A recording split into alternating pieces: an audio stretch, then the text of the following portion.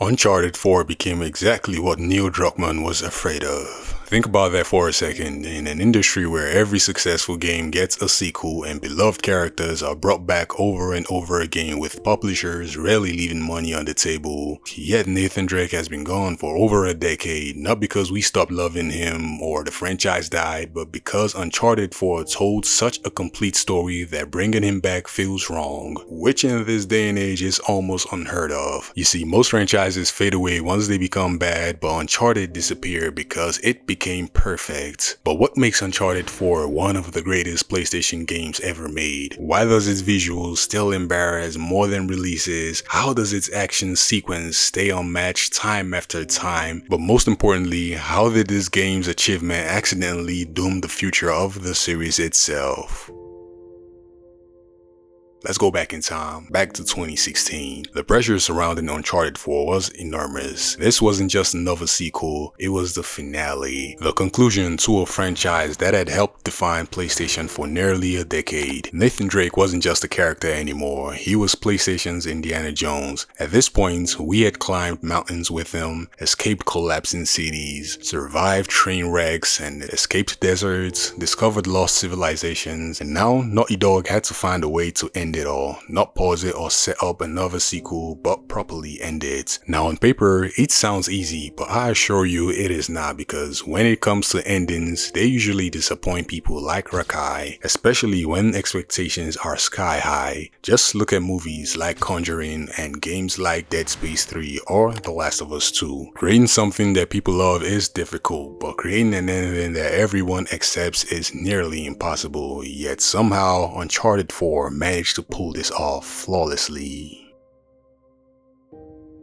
Uncharted 4 is now 10 years old, and yet it still looks younger than Lizzo. Seriously, go boot up the original right now and not the remaster, and the first thing you will notice is how little it has aged. The lighting, facial animations, environments, the texture quality, and the character models. Everything feels absurdly modern. Mind you, there are some current gen games releasing on the PlayStation 5 that don't create the same sense of visual wonder. That is because Naughty Dog wasn't chasing realism alone. They were chasing artistry, and you see this in the game as every location feels handcrafted, the sunsets look painted, the jungles feel alive, and the caves feel ancient. The game constantly feels like a playable blockbuster, unlike many games that prioritize graphics over performance. Uncharted 4 actually feels good to play. The animations are fluid, traversal feels smooth with the combat ever so responsive. Everything works together seamlessly, and it remains one of the most technically impressive games ever released, not for its era, but for any era.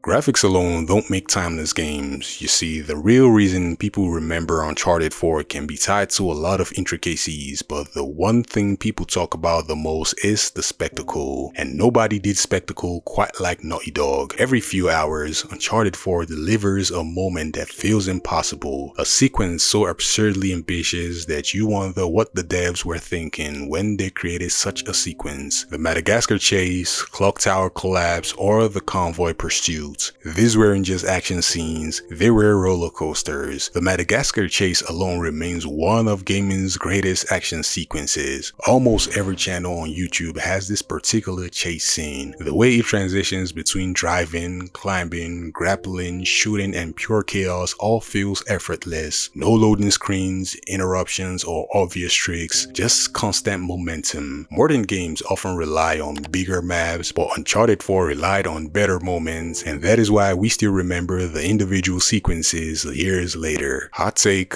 unforgettable moments will always trump endless content.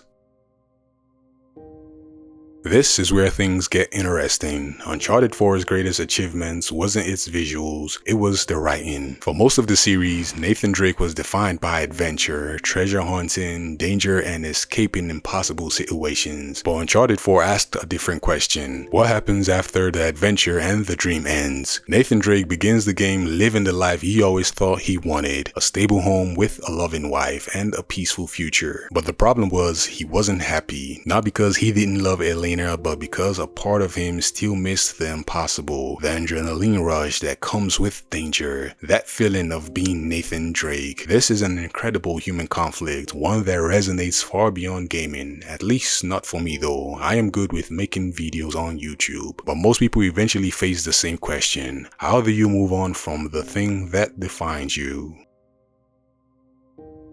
One of the smartest decisions Naughty Dog ever made was how they handled Elena. In lesser stories, Elena would have existed purely to create conflict, to constantly be angry, but instead, she was written like an actual person. Their relationship feels authentic, messy, complicated, and real. The arguments aren't cartoonishly dramatic, even the emotions aren't exaggerated. Everything feels grounded, and because of that, their reconciliation becomes one of the most satisfying emotional payoffs in gaming. By the end of the story, Nathan isn't choosing treasures anymore, he is choosing family. Not because the adventure stopped being exciting, but because he has finally grown beyond needing it. And that is character development done right. Take notes, Nina Lynn.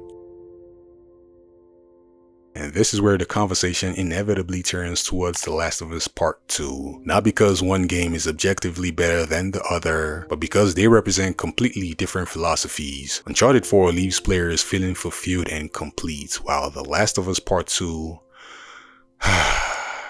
one embraces closure and rewards emotional investment, while the other embraces discomfort and challenges it. And this is why the conversation surrounding the two games remains so different. And even after all these years, discussions about Uncharted 4 revolve around admiration, while on the other hand, discussions about The Last of Us Part 2 often revolve around debates. Whether people love or hate The Last of Us Part 2 isn't really the point, but the point is, Uncharted 4 achieved a level of universal goodwill that very few games have ever reached. Players walked away feeling like they had experienced something special, and more importantly, something complete. Now, this brings us back to the title. Why hasn't there been another Nathan Drake game? The answer seems obvious. His story is really over. The ending works because Nathan gets exactly what he spends 4 games searching for. Not treasure or fame, but peace. Even the famous epilogue doesn't tease another journey or set up a sequel. It provides closure, real closure, the kind most franchises avoid, like Lizzo avoids wearing high heels. And that's the problem, because every new Nathan Drake game immediately creates a question: why? Why is he risking everything again? Why are we reopening a story that already ended perfectly? The moment you continue the story, you weaken the ending, and Naughty Dog knows this perfectly well.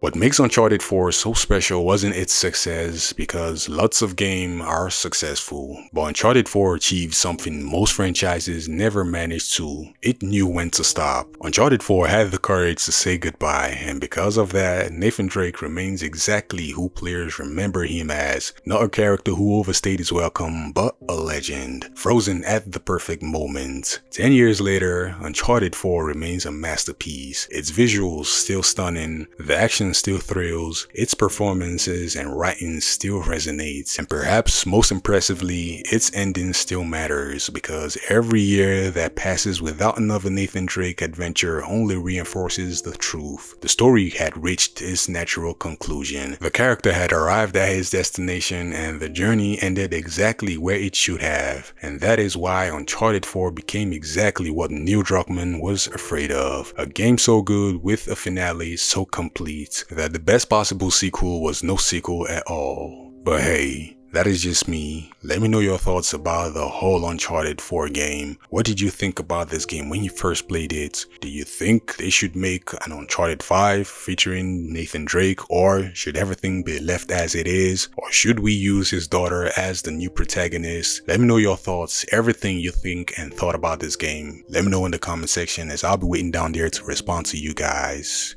Please, if you enjoyed this video, kindly hit that like button, hit that subscribe button, and hit that notification bell icon so you can get notified when I upload videos like this. And until next time, peace and love. Incredible.